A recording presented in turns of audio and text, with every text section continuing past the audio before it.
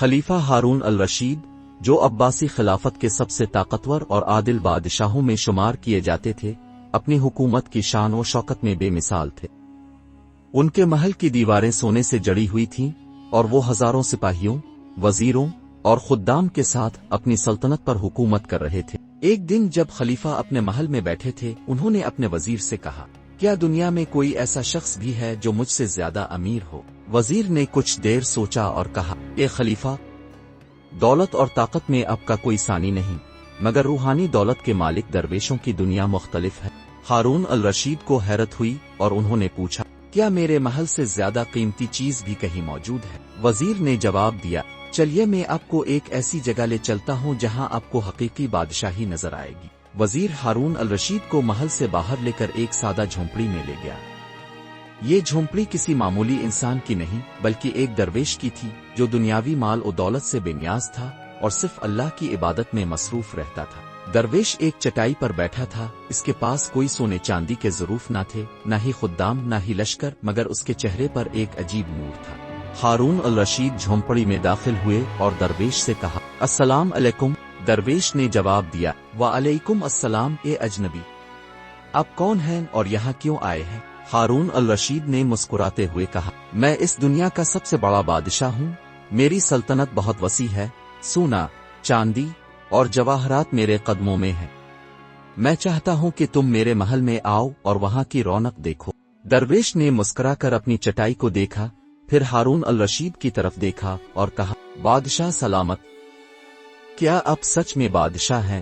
ہارون الرشید نے فخر سے کہا، ہاں میں اس دنیا کا سب سے بڑا بادشاہ ہوں۔ درویش نے چٹائی پر ہاتھ مارا اور کہا، پھر آئیے میری چٹائی پر بیٹھیں، یہ بادشاہوں کے لیے ہی بنی ہے۔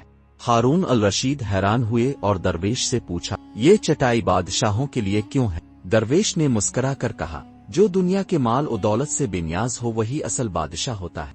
درویش نے ایک چھوٹے سے برتن میں پانی ڈالا اور کہا، اے بادشاہ، اگر آپ کو 2 دن کھانے کو نہ ملے تو کیا آپ اپنی سلطنت کے بدلے ایک روٹی خریدیں گے؟ ہارون الرشید نے سر جھکا کر کہا، ہاں ضرور۔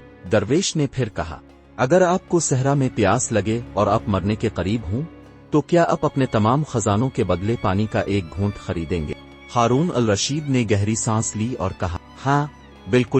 درویش نے کہا، پھر غور کرو، جس سلطنت کی قیمت ایک روٹی اور ایک گھونٹ پانی ہو، اس پر تمہیں اتنا غرور کیوں ہے؟ یہ سن کر ہارون الرشید خاموش ہو گئے۔ وہ سوچ میں پڑ گئے کہ ان کی بادشاہی، ان کی دولت، سب کچھ فنا ہونے والا ہے اور اصل کامیابی وہی ہے جو اللہ کی رضا میں ہے۔ انہوں نے درویش سے کہا، اے اللہ کے نیک بندے، میں نے آج زندگی کی سب سے بڑی سچائی سیکھ لی ہے، دعا کرو کہ اللہ میرے دل کو سچائی کی روشنی عطا کرے۔ درویش نے دعا کی اور کہا، اے بادشاہ، دنیا کے عارضی خزانوں پر فخر نہ کرنا، اصل خزانہ تقویٰ، نیکی اور اللہ کا ذکر ہے۔ سبق جو ہمیں اس واقعے سے ملتا ہے، اصل بادشاہی دنیاوی مال و دولت میں نہیں بلکہ قناعت اور دل کے سکون میں ہے۔ جو چیز ایک گھونٹ پانی اور ایک روٹی کے بدلے خریدی جا سکے، اس پر فخر نہیں کرنا چاہیے۔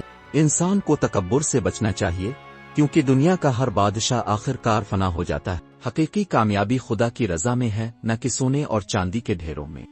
اگر آپ کو ہماری ویڈیوز پسند آئیں تو انہیں لائک کریں، ہمارے چینل کو سبسکرائب کریں اور نیچے کمنٹس میں اپنی رائے سے ضرور آگاہ کریں۔